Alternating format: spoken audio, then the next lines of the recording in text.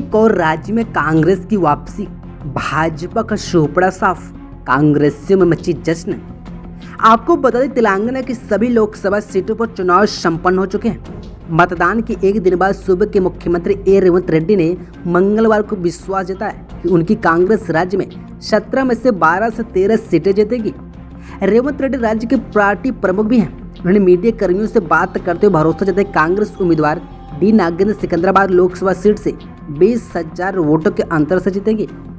रेवंत रेड्डी ने कहा कि मतदान प्रक्रिया पूरी होने के साथ ही राजनीतिक गतिविधि समाप्त हो गई है और वह अब पूरी तरह से प्रशासन पर ध्यान केंद्रित करेंगे। उन्होंने कहा कि सरकार किसान कल्याण निगम की स्थापना करेगी, जो किसानों का कर्ज माफ करने के लिए कर्ज लेगी।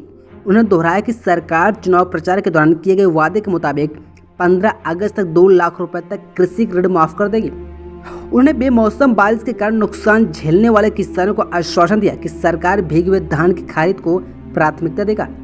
बता दें कि तेलंगाना में 13 मई को राज्य की 17 लोकसभा सीटों पर मतदान शांतिपूर्ण ढंग से संपन्न हुआ।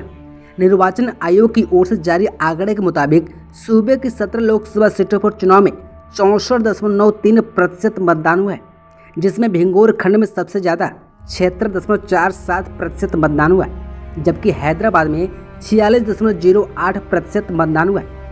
2019 के लोकसभा चुनाव में राज्य में 62.77% मतदान हुआ था। इस बार पिछले चुनाव के मुकाबले ज़्यादा मतदान हुआ है। 2019 के लोकसभा चुनाव में तेलंगाना में भारत राष्ट्र समिति ने 17 में से 9 लोकसभा सीटों पर कब्जा जमाया था, जबकि बीजेपी को 4 सीटें मिली थी, जो पार्टी के लिए बड़ी कामयाबी थी।